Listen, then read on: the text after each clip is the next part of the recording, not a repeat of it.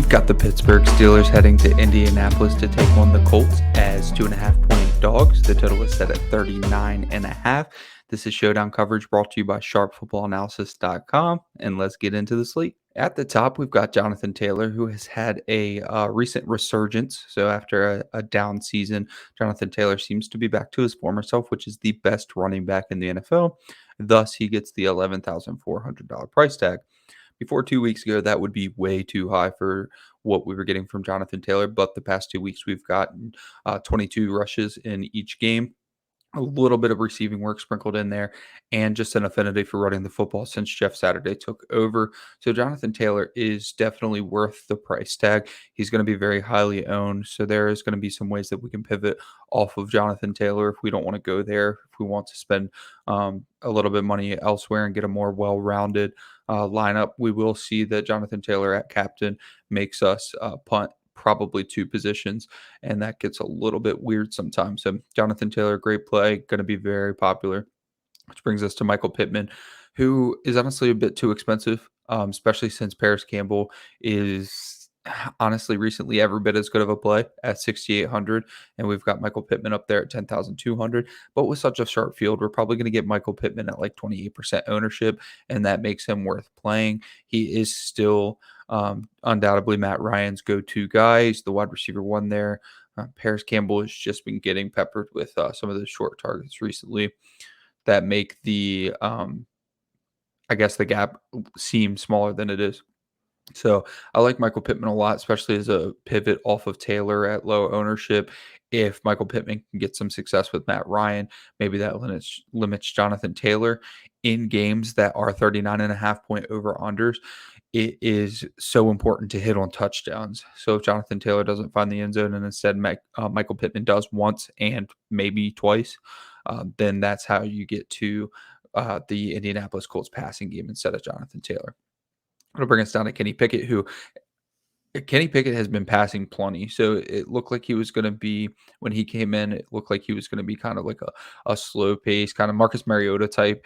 And it's just was depressing, quite honestly. And over the last few weeks, he's passed plenty. The problem has just been touchdown production, which, can go any way. So we could get Kenny Pickett throw for 3 touchdowns this week after only throwing 3 touchdowns all season. That's just how touchdowns go. So Kenny Pickett is passing a ton, and I don't really have a problem with playing Kenny Pickett, especially when Jonathan Taylor and Michael Pittman are so expensive.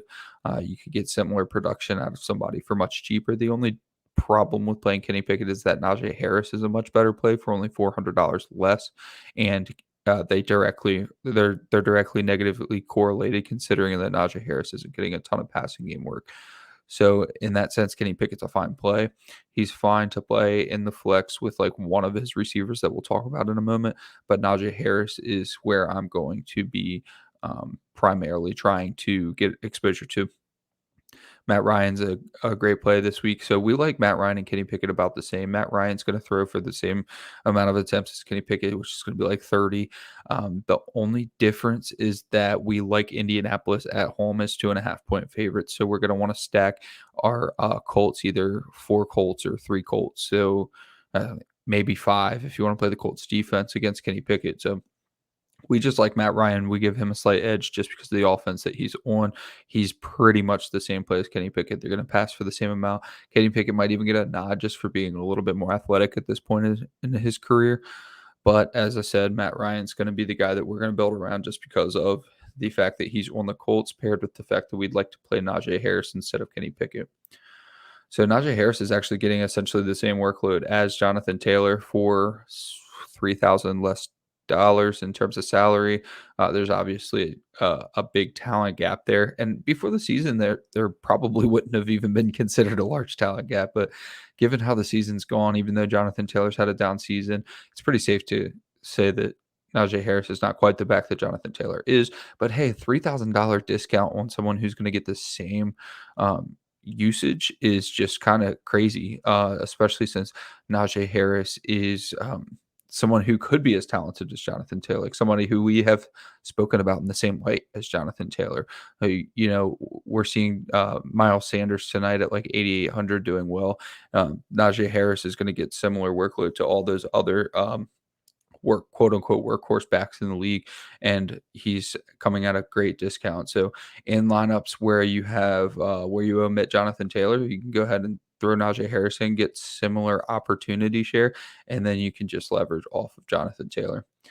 We'll talk about Deontay Johnson and George Pickens at the same time. They're essentially the same player. If you go back and look at recent weeks, since Kenny Pickett has been throwing quite a bit more often, you would have expected, at least I would have expected to see Deontay Johnson getting like 10, 11, 12 targets per game like we had been seeing with him, especially with Ben Roethlisberger, and that has just not been the case. In fact, Deontay Johnson only has 10 targets over the past 2 weeks, 5 in each game, and George Pickens is about the same. 4 targets 2 weeks ago, 6 targets last week. So they're priced the same, essentially the same player. I wrote in the article pretty much if you have to give a nod to either of them, I guess it can go to Pickens because he has caught 2 of Pickett's 3 touchdown passes this year, but that's just so fluky. I mean, it's so hard. So both of them make the player pool. I don't think that I would stack Kenny Pickett with Deontay and George Pickens, even though that feels like a good leverage spot, just because one, I want to play Najee Harris, and I do not want to play 4 Steelers, especially since that would take me off of Taylor and Pittman and Ryan. 2, I just do not feel like Kenny Pickett can produce enough offense to support both of them. So I don't mind running like a 4-2 with 4 Colts and playing Kenny Pickett with one of Deontay or Pickens. But I don't see the need to go with both of them. Paris Campbell is probably the best value that we've got. Actually, Pat Fryermuth might be the best value of the whole slate, but Paris Campbell is probably the best value for Indianapolis at 6,800. Like I said earlier, he's getting pretty much the same opportunity share as Michael Pittman. Not quite the same in terms of like air yards, in terms of like red zone opportunities. He's not the focal point of the offense like Michael Pittman is, at least the focal point of the passing game. However, usage is usage, and he's only 6,800. So Michael Pittman is a great addition to your Colts lineups. He can be played with Pittman. It gets a little bit pricey if you're trying to play Pittman, Taylor, Ryan, and Campbell. I'm not even sure if you could do that with Taylor at captain. We'd have to look, but it gets pretty pricey. I feel like you might want to do a rule either Pittman or Campbell, unless you play Matt Ryan at captain, which I'm not doing, but I could definitely see that being viable as well. Pat Fryermuth, like I said, best play of the slate, in my opinion. So he's actually getting more target share than a larger target share than Deontay Johnson and George Pickens, and he is at least $1,000 less than both of them. So I like Pat Fryermuth because if I'm not playing Kenny Pickett, I feel like Pat Fryermuth is the type of play that you don't need success from the quarterback. Like we could get 10 catches out of Pat Fryermuth for 70 yards. He would absolutely be in the optimal in that situation. That's clearly his ceiling. But what does that do for Kenny Pickett? Not much. I mean, 70 yards isn't helping him. That doesn't mean that Kenny Pickett's in the optimal if he didn't throw any touchdowns. So if George Pickens has a big game, if Deontay Johnson has a big game, I feel like that's going to correlate to Kenny Pickett's success. And I just don't feel like Pat Fryermuth has to mean that. So we'll get down to some of these cheaper plays here.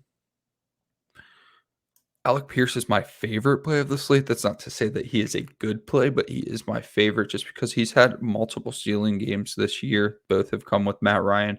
And at 5,200, nobody is going to play him because every optimizer is going to have both kickers scoring more than him. Heck, even the defensive might be projected more than Alec Pierce. Paris Campbell is going to be such a favorite. Matt Ryan's not going to be a popular captain, so you're not going to see 3 wide receivers played with him very often. But Alec Pierce is on the field the majority of the game. He's already proven that he's a good player. Like that's the baseline, right? It's just like, let's play good players. So Alec Pierce has already proven he's a good player. He's going up against a Pittsburgh secondary that is not the secondary of old. So I really like Alec Pierce as just pure leverage. Like think of it more as a punt, but an expensive one, 5,200. It just feels like a really good spot to get in on Alec Pierce at really low ownership, given the ceiling and just given how confident the field, including myself, has been on Paris Campbell. Doesn't necessarily give you the warm and fuzzies to be so confident about Paris Campbell going forward when you've got Alec Pierce behind him, who is essentially a track star. So we've got Colin Granson at doubtful, which makes Mo Alley-Cox an extremely viable play. 3,600. He's got tons of touchdown equity, but the problem is Matt Ryan's not throwing a ton of touchdowns right now, so that could tend to get dicey. But Well, Ali Cox is gonna be one of the best value plays on the entire slate. The last player that we're gonna get to is Ashton Doolin. Ashton Doolin is interesting because in the first 5 weeks with Matt Ryan, he seemed like obviously not his favorite receiver, but like one of his favorite, ancillary pieces. And Ashton Doolin was getting targeted every single game. He even had a game with 5 targets. He had a game with 6 targets through the first 5 weeks, but he was getting targeted at least once in every single game. And then he was injured around the same time that Matt Ryan's been benched. He came back the same week that Matt Ryan came back, and you would have thought that they would have immediately got back to their connection, but they haven't. So over the last 2 weeks, we have not gotten a target for Ashton Doolin, but it feels like it's going to be coming because it really just doesn't make any sense that they had such a strong connection through the first 5 weeks and then nothing the last 2 weeks. That doesn't really add up, and it feels like a good time to invest in Ashton Doolin, especially since he's not the stone minimum. So he's at 400. So maybe people a little less likely to click on him. Probably a really good spot to get Ashton Doolin at like 2%. So definitely something to consider in large field. Let's try to build some lineups first. Let's try to do what I talked about with Jonathan Taylor. Jonathan Taylor, Captain Pittman, Ryan, Campbell, and see how much money we have left. So we only have 3,000 left. I mean, we'd have to go pretty cheap here. We could go with Boswell, and then we have 2,300, and we would go with something like Ashton Doolin. Probably not something that I'm going to lean into. So I don't think that you're going to want to go with all 4 of those guys in Taylor, Pittman, Ryan, and Campbell. Let's back out of that for a second and talk about the Jonathan Taylor leverage that I was getting to, because we know that Jonathan Taylor is an excellent play. We know that everybody's going to play him. So what I want to try to do is actually go Pittman and captain with Matt Ryan, with Najee Harris. Let's try Pat Fryermuth actually, and then go down to Alec Pierce. So the reason I did that is because with Pittman at captain and Matt Ryan and no Kenny Pickett, people are going to prefer to click on Paris Campbell instead of Pat Fryermuth. So instead of going there, we're going to go to Alec Pierce instead of Paris Campbell, and then go with Pat Fryermuth at 6,400 in the same price range as Paris Campbell to give you double leverage on Paris Campbell, and we're leveraging Jonathan Taylor at the same time, and we're hopefully getting the same usage out of Najee Harris. And then we've got the best value on Pittsburgh and Pat Fryermuth, and that leaves 4,000 on the table that you can do pretty much anything with. But let's throw in Mo Alley Cox for the sake of it. So Michael Pittman, Matt Ryan, Najee Harris, Pat Fryermuth, Alec Pierce, Mo Alley Cox. That's going to be something like one of my favorite lineups. But just remember, you're fading Jonathan Taylor. So don't just fade him just to fade him. If he's going to be probably 85% owned, you can't just omit him from the lineup and expect to succeed. You have to omit him from the lineup and leverage specifically against him. Build your whole lineup around, well, if Jonathan Taylor at 85% doesn't succeed, who would succeed? And that's how we land on something like this. So that's going to do it for today. Thank y'all so much for coming out. This has been sharpfootballanalysis.com's showdown coverage, and we will catch y'all next week.